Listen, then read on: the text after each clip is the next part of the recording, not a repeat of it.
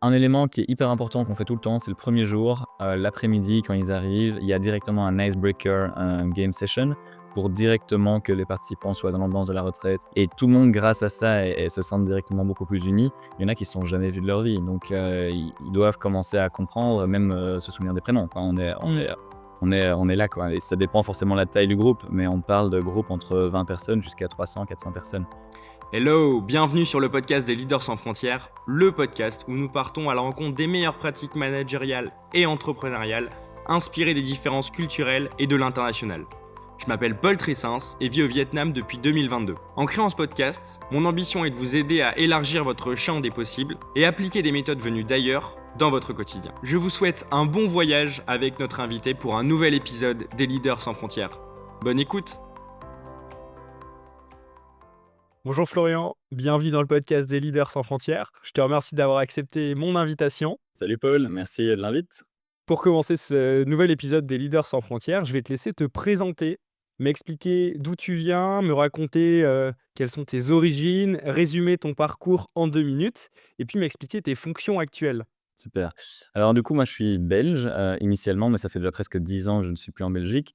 Mon parcours, donc j'ai toujours été, très passionné par tout ce qui était art, voyage et tout ce qui était très technologie aussi. Donc de mon plus jeune âge, j'ai commencé à faire du graphic design à l'époque pour une, chaîne YouTube que j'avais créée quand j'avais, je pense, 14 ans, un truc du style, donc vraiment au tout début des chaînes YouTube. Ok. Heu, Vraiment pour donner une idée, à l'époque, on faisait un je sais pas si tu connais, Black Ops, Call of Duty, tout ce genre de choses. En fait, on avait créé toute une team autour de ça et déjà à l'époque, on bossait du coup en remote avec enfin on bossait, on jouait, et on avait toute une team d'une centaine de personnes et donc ça m'a j'ai toujours été passionné de créer des projets, ramener des gens, fédérer des gens autour d'un projet et donc c'est un peu là que ça a commencé. C'est d'abord sur, cette petite, on va même dire addiction aux jeux vidéo au tout début, qui a pas duré très longtemps, pendant un an, et puis ensuite, j'ai directement créé, avec cette chaîne YouTube, des bannières en fait. À l'époque, on faisait des bannières sur les chaînes YouTube Ouais. et c'est comme ça que j'ai commencé à toucher à Photoshop, à Adobe Illustrator, de façon, assez autodidacte et puis après j'ai donc décidé de switcher mes études vers des études un peu plus artistiques. Donc je devais avoir, 16 ans à l'époque et donc de 16 à 18, j'ai été à Namur dans une autre école qui était pas dans ma région, à en Belgique et déjà à cette époque-là, de 16 à 18 ans, j'avais pris un appartement, hem, assez jeune donc du coup et j'avais déjà quitté le nid familial, et puis ensuite du coup ça c'était à Namur pendant 2 ans. Après j'étais à Bruxelles pendant 3 ans à une école qui s'appelle le CAD, qui est très ouverte sur l'international et donc là j'ai choisi de faire des études plutôt, axées autour de UX, UI design et pourquoi cette école? Parce qu'en fait, j'ai toujours adoré d'apprendre en faisant et cette école a été Ok. une particularité, c'était que c'était en fait des professionnels, qui avaient des supers agences à Bruxelles, d'agences marketing, agences design qui, en fait, sacrifiaient quelques heures de leur, semaine pour apprendre, aux élèves du coup, leurs skills et aussi cette école était très ouverte, sur, l'international. On a eu des stages en Chine, des stages à New York et puis ensuite ça m'a permis de faire un next step du coup. Après 3 ans d'études là-bas, j'ai arrêté après 3 ans au lieu de 5 et parce que j'ai eu une opportunité en fait de bosser à l'étranger, de bosser justement à New York et puis ensuite à San Francisco. Voilà. Il y a beaucoup. Heu, Après il y a aussi un là en Belgique, j'étais toujours, on va dire raccroché parce que chaque année je revenais en Belgique, pendant l'été pour organiser un festival de musique que mon père avait lancé, en 2009 et qu'on a repris avec mon frère en fait et donc ça c'était un projet, assez aussi qui lie finalement l'artistique, qui lie beaucoup de gens aussi autour, du projet et donc on revient finalement à la même chose, c'est donc créer un projet où ça lie les gens, il y a un côté social, donc voilà. Tu es revenu en Belgique et après tu t'es réexpatrié. On va y revenir, sur, ton histoire et ce que tu fais actuellement. Aujourd'hui, tu es basé en Indonésie. Une 1 question, qu'est-ce qui t'a attiré? Tu parlais de design, de bannières YouTube. Alors, dans un jargon un peu plus complexe, on appelle ça aussi, enfin, tu as beaucoup travaillé sur, l'UX/UI, donc, l'expérience utilisateur et d'un point de vue, le design graphique, au niveau des applications. Qu'est-ce qui t'a attiré dans, cet environnement du graphic design d'applications? Le côté digital déjà de un et puis le côté aussi, c'est en expansion, hein. J'ai toujours aimé tout ce qui était start-up donc en fait pour moi c'était une bonne manière, d'arriver proche des fondateurs, en fait, de bosser avec des fondateurs de start-up et de comprendre un peu comment eux mettent en place la start-up, les levées de fonds, les la structure des équipes, les la commercialisation des produits, digitaux. Et donc du coup, c'était aussi pour moi un peu une porte d'entrée. Déjà de 1, j'étais fasciné par l'expérience utilisateur, de comprendre comment on amène une personne d'un point A à un point B, tout en ayant le moins de friction possible et en ayant du coup le plus de conversion possible. Mais aussi, parce que donc c'est très fort lié à la data en fait et ça c'est quelque chose que j'aime fort, c'est en fait comprendre comment créer quelque chose de visuellement beau, oui, mais de comprendre aussi comment, le soutenir et le justifier avec de la data et donc analyser la data, les expériences et comprendre comment améliorer ça. Mais de l'autre côté aussi, en effet, c'était une porte d'entrée, pour en fait avoir comprendre l'écosystème. Quand j'étais à San Francisco, de bosser vraiment très proche avec les business owners et je faisais vraiment le lien entre les équipes ingénieurs qui développaient le produit de façon coding et les business owners qui avaient leur, core business et ils avaient des missions bien précises que l'application, les visuels que je créais devaient, enfin, qui avaient une mission précise et Ouais, qui, appelaient donc un but précis, que je devais, j'arrive pas à retrouver le mot. qui devait correspondre, enfin, qu'il y a un fit, qu'il y ait une Voilà, correspondance exacte entre le besoin et toi ce que tu crées. exactement. En fait, tu t'es lancé très tôt et très vite dans cet environnement-là parce que, tes premières bannières, XUI, c'est à 15 ans que tu les crées. Tu te lances à 17 ans en tant que freelance où tu commences à facturer, à trouver tes premiers clients et puis tu l'as expliqué, tu as ce parcours assez atypique où finalement tu sors rapidement des cursus classiques, école où on apprend un peu tout et pour te focaliser sur, ce que tu viens de dire, les écoles que tu évoquais, précisément en graphic design. Comment est-ce que, bah, déjà, comment est-ce que tes parents, ils l'ont pris quand tu leur dis, que, à 15-16 ans, tu veux sortir du système classique scolaire pour te spécialiser sur ce domaine-là? Écoute, ils j'ai de la chance, j'ai en fait, ils m'ont super bien, supporté, sur le choix et en fait, je suis né de 2 parents entrepreneurs, donc ça a clairement aussi, créé quelque chose en moi dès le début qui m'a fait vouloir, prendre ce chemin et donc ils l'ont forcément beaucoup mieux compris, s parce qu'eux-mêmes le sont et ont vu aussi que, bah, j'avais la détermination et c'était pas en fait, simplement partir, quand j'avais déjà 16 ans en dehors du nid familial et pour faire la fête et bien que j'étais sérieux et que je voulais faire ça justement avec l'ambition. C'était pas, quelque chose qui allait, on va dire, être négatif en fait pour le futur. Donc ils m'ont fait confiance et ils m'ont ils m'ont bien supporté aussi. Donc ça a permis d'avoir en effet, les choses qui se sont fait plus rapidement mais moi, c'était ça qui me passionnait et ils le voyaient et en fait, être dans le cursus, général, standard, ça me correspondait pas du tout. Et c'est un peu le fil rouge de ton histoire parce que tu vas aux États-Unis, pour un stage et puis finalement tu enchaînes les stages et tu vas jamais vraiment, repartir, enfin tu vas ensuite basculer sur, différents stages, différentes expériences aux États-Unis. Tu vas jamais re-rentrer dans ton école. C'est ce que tu disais, tu as condensé tes études, tu as fait que 3 ans au lieu de 5 ans et quand tu as commencé à faire des stages, alors d'abord en Belgique, puis après, à New York, puis à San Francisco, après tu es passé par Brisbane aussi. Comment tu as réussi à vendre ce projet et de dire à ton école: «Bah, en fait, j'arrête parce que j'ai assez appris avec vous et surtout je vais plus apprendre en entreprise»? Exactement, ouais, c'est vraiment la justification que moi j'ai eue, c'était de me dire: «Voilà, j'ai cette opportunité-là maintenant, je vais être à côté de fondateurs qui ont créé des startups et c'est ça que je voulais faire». J'ai ma première base de skills avec l'école qui m'a super bien appris ça pendant 3 ans, mais je voyais plus trop l'added value de rester 2 ans de plus. Surtout quand d'un côté on propose un salaire et on sait qu'on pourra certainement apprendre plus, tout en sachant aussi que j'aime très fort apprendre des autres et apprendre par moi-même aussi parce que maintenant tout est online et avec un peu de motivation, c'est, on va dire, facile d'apprendre des nouveaux skills et de se débrouiller à justement affronter les challenges si jamais il y en a avec un client.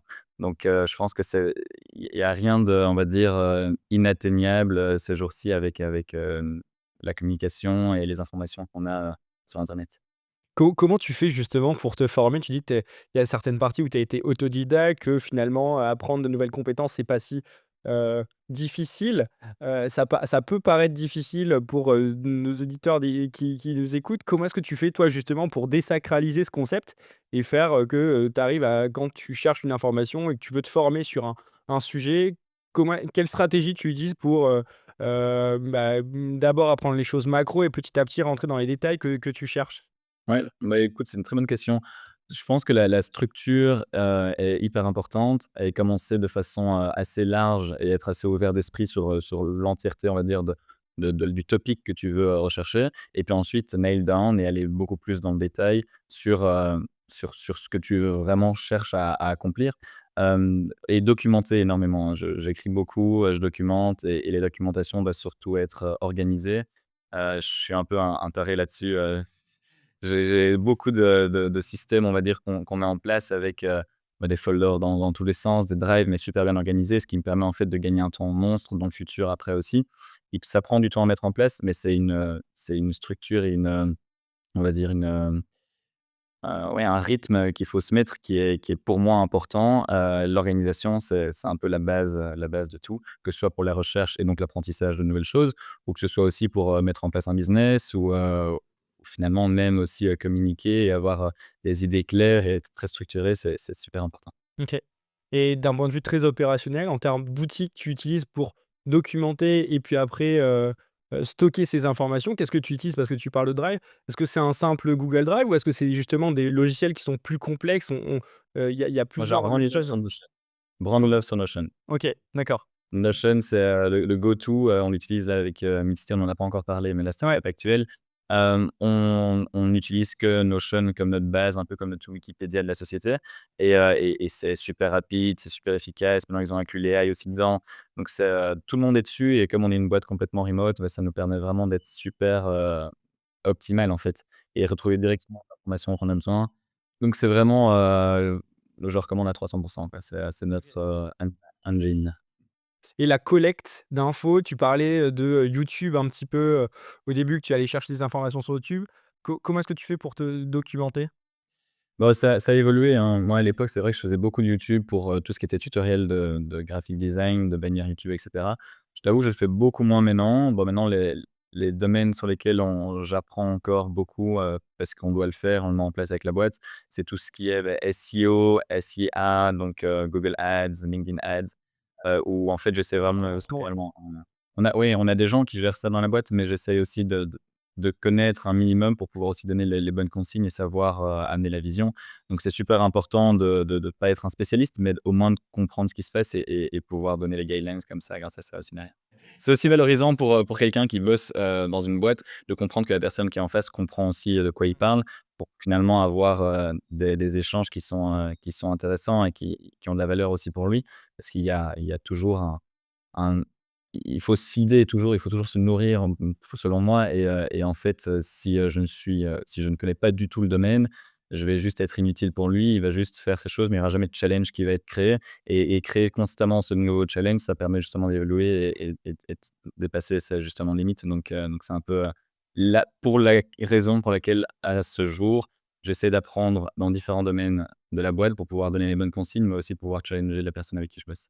Il y a une autre, expérience que tu évoquais, c'est, alors je vais essayer de bien le prononcer, mais tu me corriges si c'est pas bon, Sniffy Festival? Le festival que vous avez créé en f Les festivals. ouais, et que vous C'est avez mon créé frère, en OK.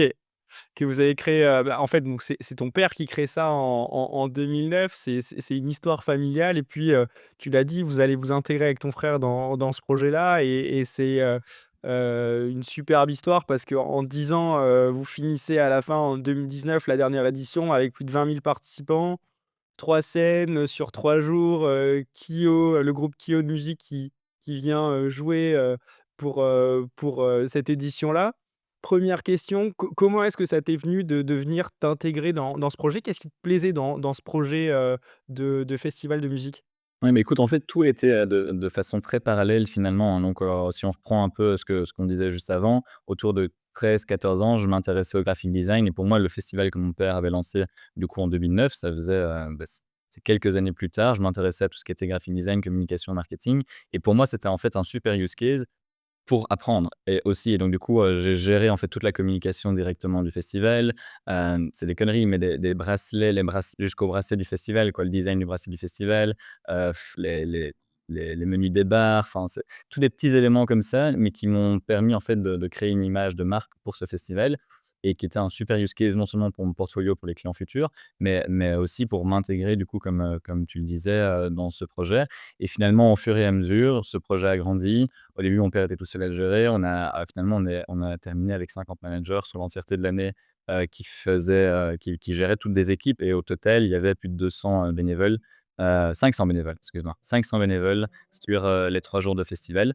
Ça remonte déjà, maintenant on est ça le temps passe, ça fait déjà 4-5 ans que c'est passé, mais ça reste des super beaux souvenirs et on a fait une super édition la dernière année, qui était d'ailleurs un challenge parce que pendant les 9 premières années, on était sur la place du village et d'année en année, on essayait de pousser les murs de la place parce qu'on avait plus de place et en fait, la dernière année, pour les 10 ans, on avait dit qu'on faisait dans le château de Senef, qui est, un des plus bels endroits du village et là, à ce moment-là, ça a vraiment donné une autre envergure. Mais c'était un beau challenge parce que l'entièreté du plan du site devait être fait. On a bougé aussi le festival de 2 jours à 3 jours, on a amené au lieu de 2. Donc il y a eu beaucoup de changements en une année, mais ça a été une super réussite et les gens ont adoré et finalement, c'est ça qui nous drive. C'est l'expérience que les gens, hem, ec enfin ont quoi et grâce à ça, se dire: «OK, toutes ces personnes, 20 000 personnes repartent avec des super souvenirs» et c'est ça qui finalement nous drivait dans le projet.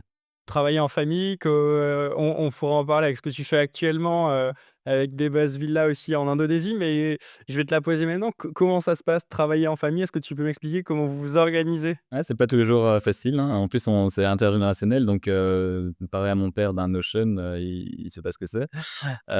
Donc c'est clair que ça amène des challenges. Ça a aussi amené beaucoup de discussions à table où ma maman quittait la table parce qu'on parlait trop du festival et qu'on devait parler d'autres choses à des moments.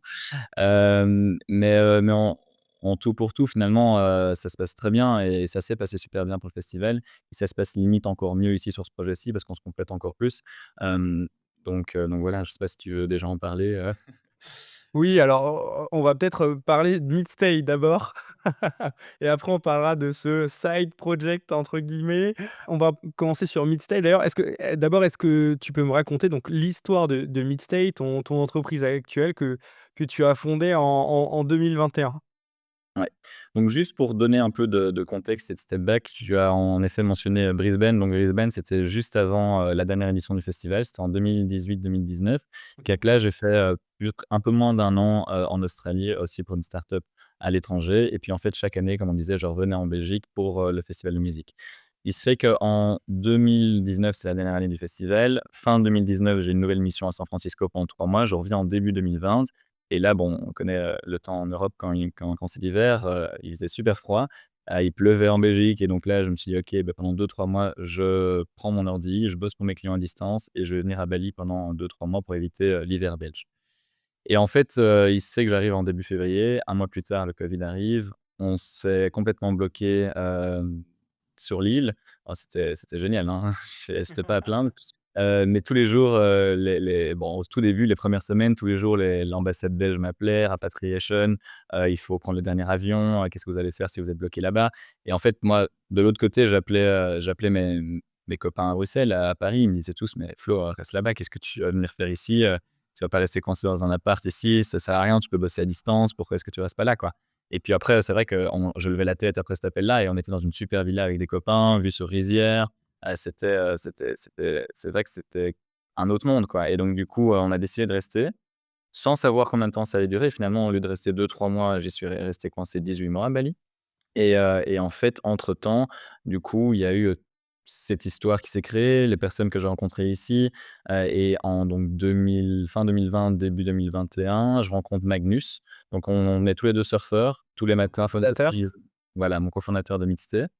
On est tous les 2 surfeurs, tous les matins, souvent de 6 heures du matin à 8 heures du matin, avant de commencer la journée, on part faire une session et en fait, on se connaissait pas. On s'est rencontrés, sur un spot de surf quand il y avait pas de vagues et quand il y a pas de vagues, on attend la vague, mais on parle aussi avec les gens autour de soi et donc c'est à ce moment-là, du coup, que j'ai rencontré, mon cofondateur Magnus qui est lui, du coup, software engineer et moi en tant que product UX UI designer. On avait beaucoup de points en commun, on avait beaucoup d'intérêts en commun, mais on avait surtout des skills complémentaires, qui étaient vraiment, bons et on avait la même, vision sur le remote working, sur, justement cette nouvelle manière de travailler à distance et donc on avait envie de créer quelque chose ensemble qu'on a donc appelé Meetstay. Alors Meetstay, ça a évolué. Au début, c'était, une plateforme pour digital nomades, pour relocaliser les digital nomades. Donc on était une marketplace où on intégrait en fait, tous les différents services qu'un nomade aurait besoin en arrivant d'abord à Bali. Bali était la première endroit sur lequel on a fait. On a évolué ça pendant un an et demi et c'est que finalement en début 2024 ici, Donc ça, on c'est a du fait un B2C. succès. C'est vraiment, le business to customer, c'est tu vas chercher individuellement et tu as un business qui vraiment là s'adresse aux freelances qui sont basés qui sont digital nomades et qui, eux, ont besoin de support ponctuel. Exactement, exactement. Ça, c'était vraiment purement B2C Ouais. et bon, on a remarqué qu'on avait, bon voilà, on a augmenté la communauté jusqu'à 10 000 personnes, 10 000 comptes, mais on voyait que ça décollait pas, on restait sur un plateau et là, on s'est dit: «Voilà, il faut faire un changement». On a eu en fin d'année 2023 une super année avec seulement 20 de notre team qui était focus sur le B2B, qui finalement a ramené, plus de 90 des revenus de la boîte. Je l'ai fait en français, hein, sinon j'aurais pu dire 90 en belge. Mais donc du coup, en effet, on a eu, cette, ouais, cette prise de conscience en début d'année 2024 en disant: «Voilà, on voit les chiffres qu'on a fait en fin d'année, il faut qu'on fasse un move et qu'est-ce que finalement on va pouvoir faire si l'entièreté de la team est focus sur le B2B où là vraiment il y a du revenu qui rentre?» Et donc du coup, on a décidé de switcher et de créer vraiment toute une marketplace pour des team retreats, pour, des sociétés qui veulent en fait amener leurs employés qui soient soit remote ou soit ils sont dans un office, mais ils ont besoin en fait de créer des team building pour qu'il y ait de l'engagement au bureau, pour rebooster le moral des équipes, rebooster la compagnie culture, enfin recréer, aligner la compagnie culture et la vision mission des sociétés avec les employés. Et on voit en effet que c'est un gros challenge actuel, non seulement avec le remote work, mais aussi avec les générations qui arrivent, qui font beaucoup de job hopping, qui bougent d'une société à l'autre rapidement et finalement que ces employeurs ont du mal à garder et à rester engagés. Donc on est vraiment sur un on va dire un problème, actuel et HR, hein. On parle beaucoup avec des HR pour justement dynamiser leur team et on a créé tout un système tech qui va comprendre la request et les challenges d'une société pour directement sélectionner nos partenaires dans plus de 100 locations en Asie. On propose directement des locations, que ce soit Phuket, Bali, Penang, Da Nang, on en a vraiment un paquet. Et puis ensuite, il va y avoir tout un programme tailored qui va être customisé du coup, qui va donc être offert aux clients et qui va pouvoir être ajusté si besoin. Mais donc du coup, c'est un peu comme ça qu'on fonctionne et en fait, on a tous des partenaires certifiés dans chacune des destinations ou des event coordinators qui sont pas sur notre payroll, qui sont freelance, prennent le relais du coup de Midstay et vont mettre en place l'événement avec notre project manager qui est en interne. Et donc vraiment, on crée grâce à ça, tous les partenaires certifiés, sur différentes destinations et eux sont nos gages de qualité sur place parce qu'on les a certifiés et ils se font partie, des certified vendors de Midstay pour justement véhiculer l'image de marque de Midstay. Ils ont la casquette Midstay, ils ont le t-shirt Midstay, et donc voilà, ils créent vraiment cette expérience pour nos clients. Et selon toi, quels sont les éléments principaux, pour justement réussir un séminaire, un team building? Ouais, mais il faut, selon moi, la communication est hyper importante, donc on a en fait tous des outils en interne qu'on a créés pour les clients pour pouvoir justement avoir des meilleures communications avec leurs participants qui arrivent, avoir vraiment on appelle ça un Retrieve dashboard et donc du coup, il y a toutes les informations qui sont dessus, pouvoir donner, la chance aux participants aussi de raise their voice. Si donc souvent ce qu'on fait, c'est qu'on fait des polls, des surveys pour savoir quel genre d'activité les participants aimeraient, donc grâce à ça, ils se sentent plus engagés aussi directement dans la retraite et c'est pas simplement quelque chose qu'ils vont subir. Ah, Mmh. c'est vraiment quelque chose qui collabore et qui construit, en fait, ensemble. Donc ça, c'est un élément, on va dire, important de vraiment garder les choses assez ouvertes, tout en forcément ne les ayant pas trop ouvertes non plus, parce que sinon on n'avance pas, mais en donnant le choix aussi, à ces personnes-là de pouvoir donner leur avis. Ça, c'est une chose. Hem, un élément qui est hyper important qu'on fait tout le temps, c'est le premier jour, l'après-midi quand ils arrivent, il y a directement un icebreaker, un game session pour directement que les participants soient dans l'ambiance de la retraite. Ils reçoivent un branded retreat t-shirt, donc ils reçoivent directement un t-shirt qui va être leur souvenir de la retraite et tout le monde grâce à ça et se sentent directement beaucoup plus unis. Il y en a qui ne se sont jamais vus de leur vie, donc ils doivent commencer à comprendre, même, se souvenir des prénoms. Enfin, Mmh. on est là, quoi et ça dépend forcément de la taille du groupe, mais on parle de groupes entre 20 personnes jusqu'à 300-400 personnes. Donc clairement, ça dépend aussi de la taille du groupe, mais ça, c'est un élément super important pour commencer une bonne, team retreat. Et si on va sur, le niveau encore au-dessus, alors, tu peux parler toi en tant que dirigeant d'entreprise, mais également de ton analyse, des demandes de tes clients. quels sont les facteurs pour toi qui créent, l'engagement des collaborateurs? Comment est-ce que tu arrives, toi, à engager tes équipes? Et après, je te laisse, choisir la façon dont tu réponds à ces questions, mais c'est soit tu décides d'y répondre par rapport à toi, tes équipes, mais également comment est-ce que tu fais pour, hem, faire en sorte que, les les collaborateurs de tes clients se sentent reconnaissants et engagés envers leur employeur? Parce que c'est bien de faire un team building, mais il faut que ça s'inscrive dans une démarche plus globale. Donc, Bien sûr. quels sont pour toi ces facteurs-là? Alors souvent, ce qu'on fait pour les clients, c'est qu'on va toujours aller voir leur core value et donc du coup, OK. on veut vraiment aligner ça avec le client et notre product manager travaille en fait sur un agenda qui va pouvoir être finalement un investissement pour eux et pas un coût et c'est vraiment comme ça qu'on l'amène. Sur le long terme, on voit en effet qu'il y a moins de turnover, qu'il y a plus de présence au bureau s'ils sont au bureau, et donc du coup qui finalement sont de la data qui nous prouve qu'en fait un team building est efficace et a un retour sur investissement derrière. Donc on aligne les core values et les core values des sociétés avec un programme sur mesure, avec des activités sur mesure, qu'elles soient activités culturelles, activités team bonding, activités, aventure, et donc du coup, en fonction de ça, on va créer en fait tout un programme qui va être lié, à ce que, non seulement aux core values, mais aussi au challenge actuel de la société.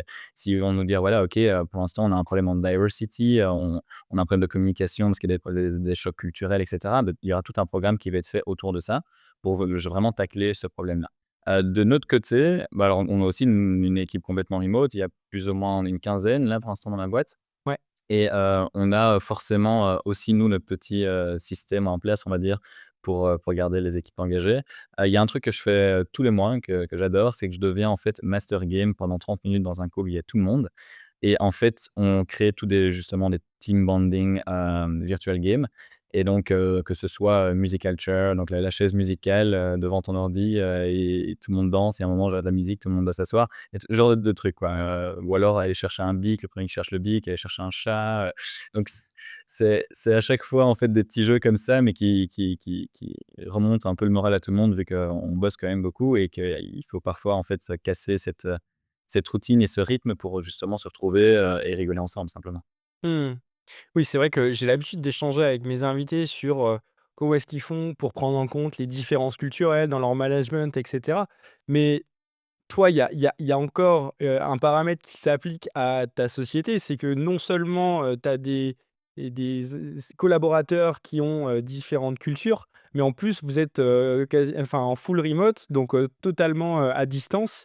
C'est difficile, j'imagine, pour, créer l'adhésion au quotidien et donc ça, une pratique comme ça permet, ce type d'adhésion et d'engagement par rapport et de sentiment d'appartenance à la société. Ouais, exactement, exactement et on essaie de le faire au plus possible. Il y a aussi forcément un call tous les lundis avec tout le monde, qui va arriver juste après d'ailleurs, qui est un call où on s'aligne plutôt sur le boulot qu'on fait la semaine et qu'on a fait la semaine passée. Donc ça, c'est plutôt, on va dire, work alignment. Mais tout ce qui est fun, c'est vraiment, bon, forcément, on essaie de mettre un peu de fun tout le temps, hein, mais il y a vraiment un call qui est dédié à ça une fois par mois pour justement se retrouver et jouer sur des petits jeux et aussi apprendre à se connaître simplement aussi. C'est pas simplement rigoler, c'est aussi un peu par exemple, il y a quelque chose que je demande, que j'ai déjà demandé, il y a pas si longtemps que ça, mais moi, ça me permet aussi de comprendre un peu, aussi mieux les employés, de comprendre un peu ce qu'ils aspirent. C'est de leur demander, voilà, quel est votre top 3 bucket list, par exemple. Je les note tous, je garde ça dans mon cahier et un jour, s'il y a moyen de faire quelque chose pour qu'en plus de ça, ça rentre dans la bucket list de quelqu'un, bah, c'est super parce que ça permet en fait de ouais. C'est-à-dire, c'est la les c'est quoi? Qu'est-ce que tu dis dans la bucket list? Bucket C'est list, quoi? c'est-à-dire, voilà, par exemple, quelle est la votre bucket list de cette année? Qu'est-ce que vous avez envie de faire? Qu'est-ce qui est réalisable? D'accomplir, OK, les éléments que tu as envie d'accomplir, d'atteindre, les objectifs que tu te fixes à titre, personnel. Oui, par exemple, un voyage, aller au Japon, par exemple, il y en a un qui a dit ça ou donc c'est un peu les dream location ou dream things to do, the next few months and few years. OK, Donc c'est bucket list, ouais. OK. Non, non, mais très clair. Ça me permet de comprendre aussi un peu quelles sont, bah, voilà, les aspirations de chacun, de les noter, de si un jour, comme je le dis, si un jour on a les moyens et la possibilité de le faire, bah, par exemple, s'il y en avait, 10 sur 15 qui veulent aller au Japon, bah, on va peut-être préférer la destination du Japon pour faire une team retraite de mid-stay que d'une autre, destination, quoi. Donc c'est vraiment rester à l'écoute aussi, des employés et de rester assez proche d'eux.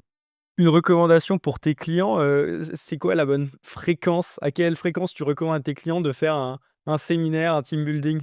Bah, au plus possible. Non, non, non, mais donc c'est vrai que nous, on voit plusieurs dynamiques. On voit qu'il y a des sociétés qui en font tous les quarters, mais plutôt avec des plus petits départements de leur team, Ouais. quand c'est des grosses boîtes. On voit mais on voit la plupart du temps, je dirais 80 et ouais, 60-80, c'est annuel.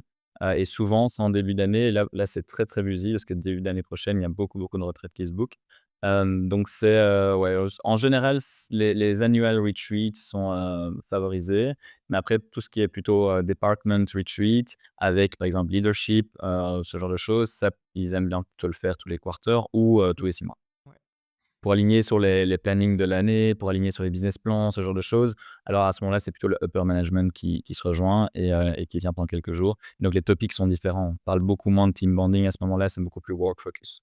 Quand tu as créé cette société, comment tu l'as imaginée, en termes de vision, d'ADN? Comment est-ce que tu l'as pensée cette société avec, ton cofondateur Magnus? J'ai toujours été, passionné, comme je te le disais, par le voyage, la tech et finalement, je viens d'un monde avec, l'event, le festival. Donc finalement, c'est assez drôle comme le Mixed a switché en début d'année et a pivoté d'une plateforme digital nomade vers quelque chose qui est encore plus proche de mes core values et de ce que moi j'aime, en fait, et ce que mon cofondateur aime aussi.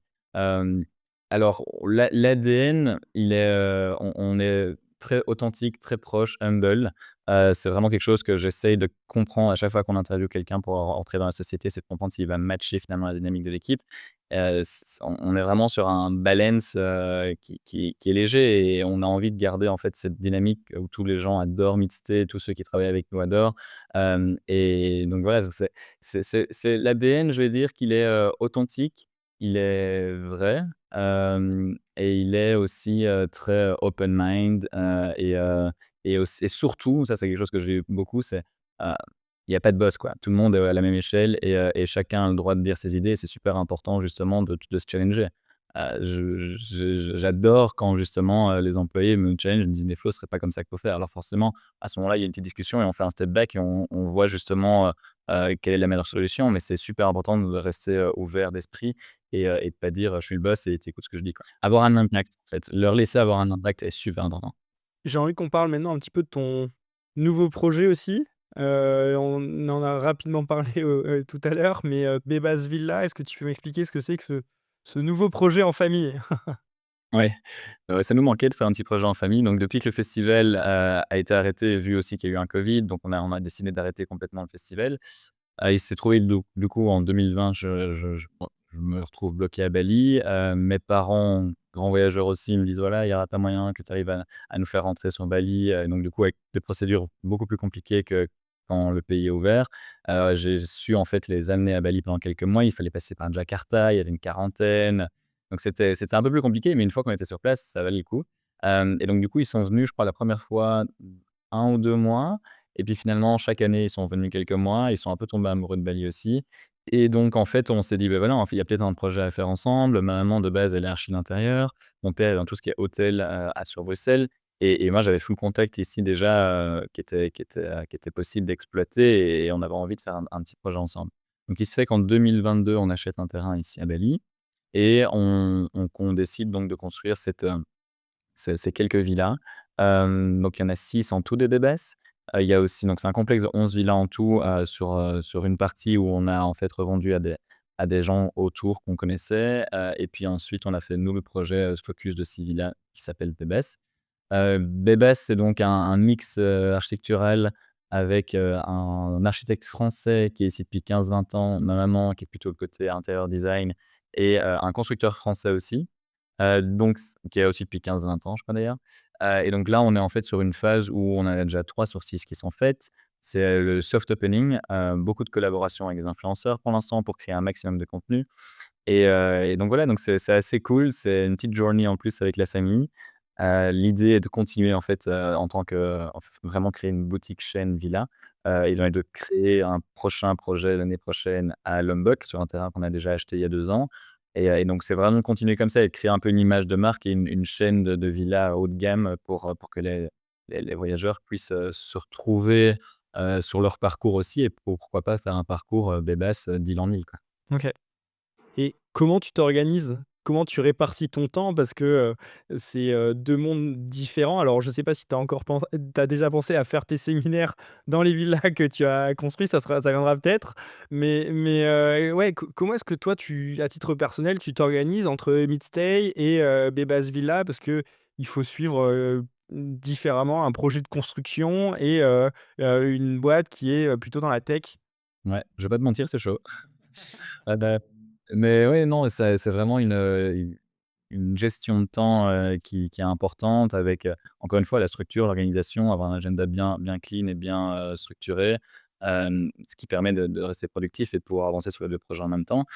Principalement, le projet villa, je bosse beaucoup plus sur le week-end, sur le projet villa et Mixed, c'est vraiment le full focus du lundi au vendredi. Mais après, en effet, il y a quand même des trucs parfois urgents pour la construction, donc en soirée, je me retrouvais à bosser aussi forcément sur, BBS. Mais c'est voilà, c'est le côté flexible qui est important dans ce moment-là. Il y a pas vraiment de règles. Il faut, je crois, rester, flexible et s'ajuster, au moment présent de ce qui se passe et ce qu'il faut, régler, ce qu'il faut sur quoi il faut bosser. OK.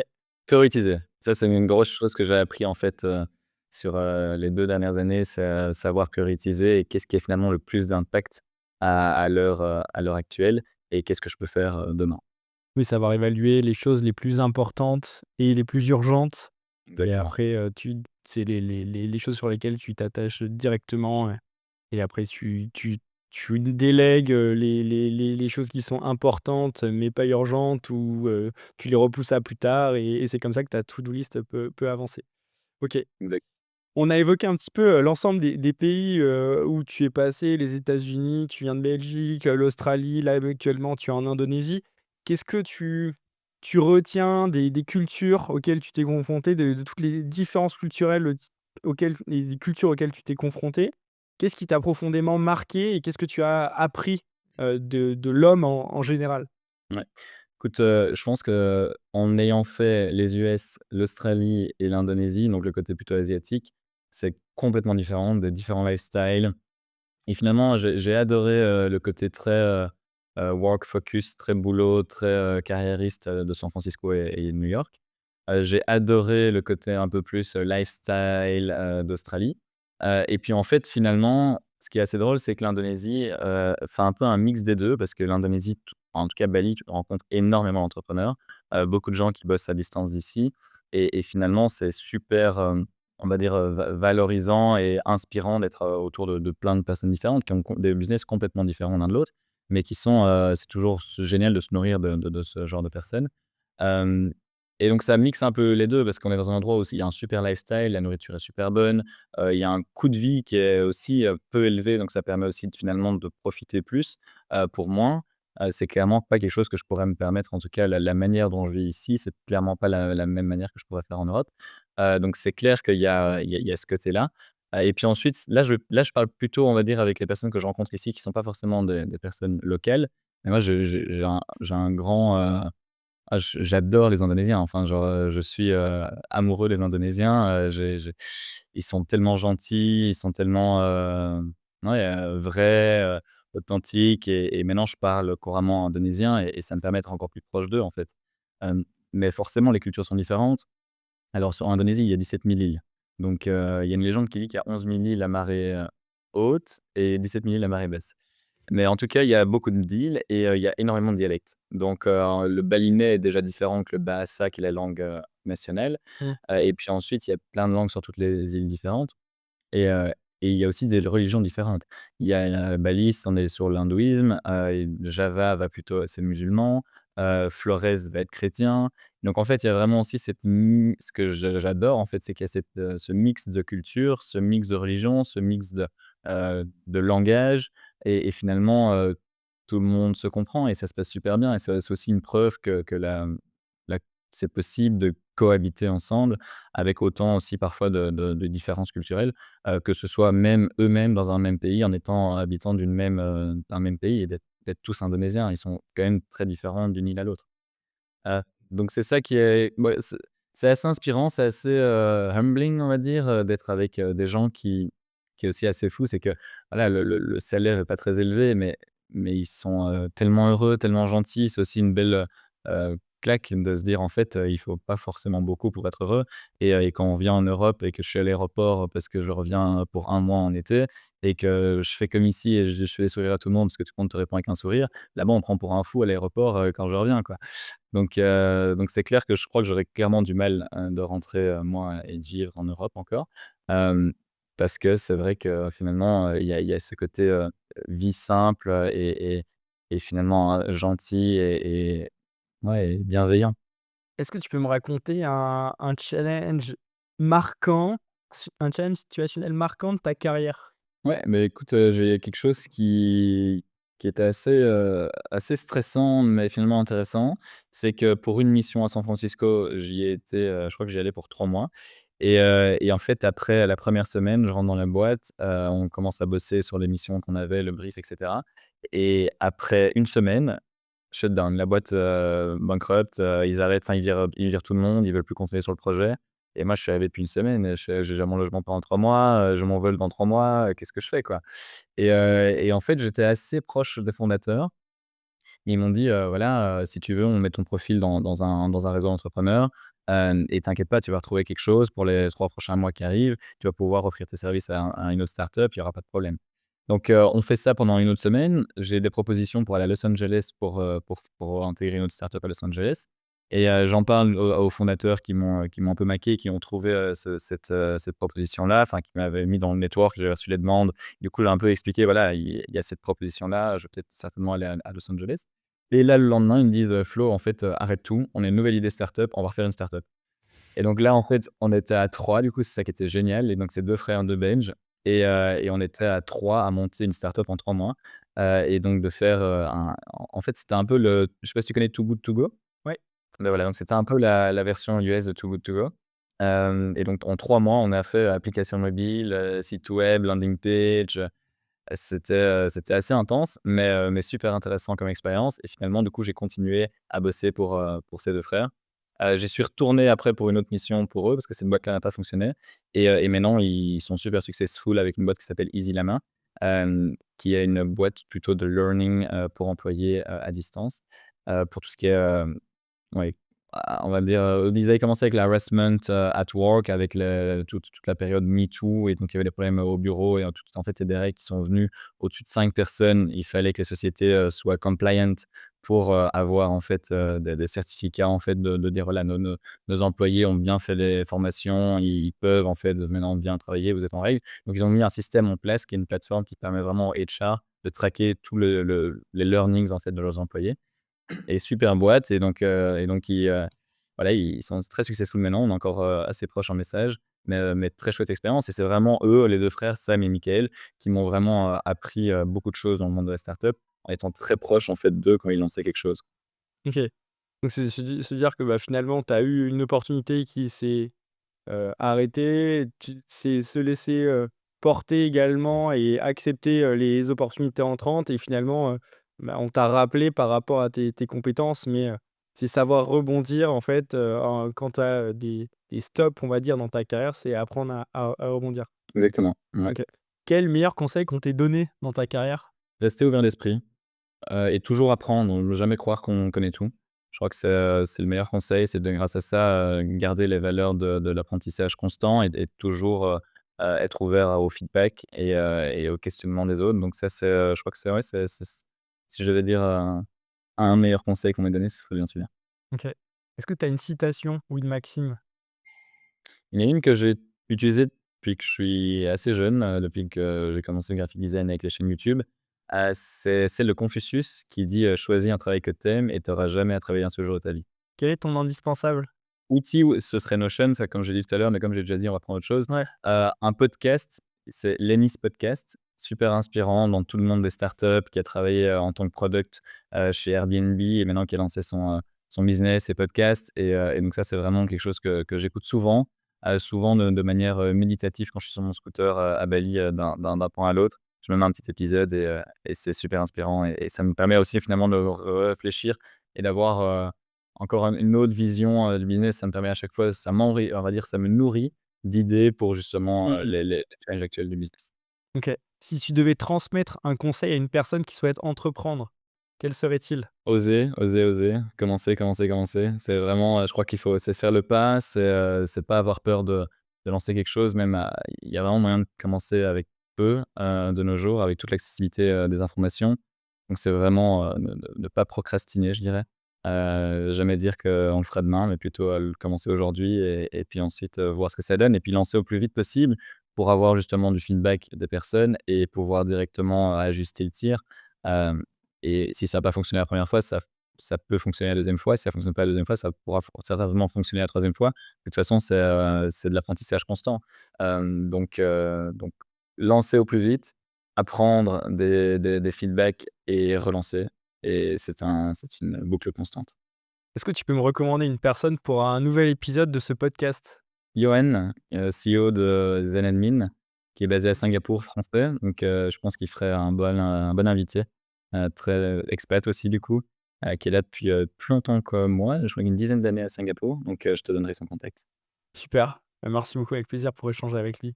Et sinon, toi, Florian, où est-ce qu'on peut te suivre ou te contacter?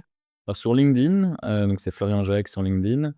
Après le côté un peu plus, on va dire lifestyle, sur Instagram, vous pouvez me trouver aussi FloFloJack.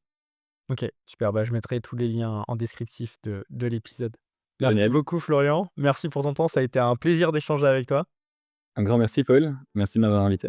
C'est la fin de cet épisode et j'espère que vous avez passé un beau moment et que vous avez de nouvelles idées pour élargir vos horizons. Si vous avez apprécié cet échange, n'oubliez pas d'ajouter 5 étoiles sur votre plateforme d'écoute préférée ou de vous abonner à la chaîne YouTube. Je vous dis à très vite pour un nouvel épisode des Leaders sans frontières. Au revoir.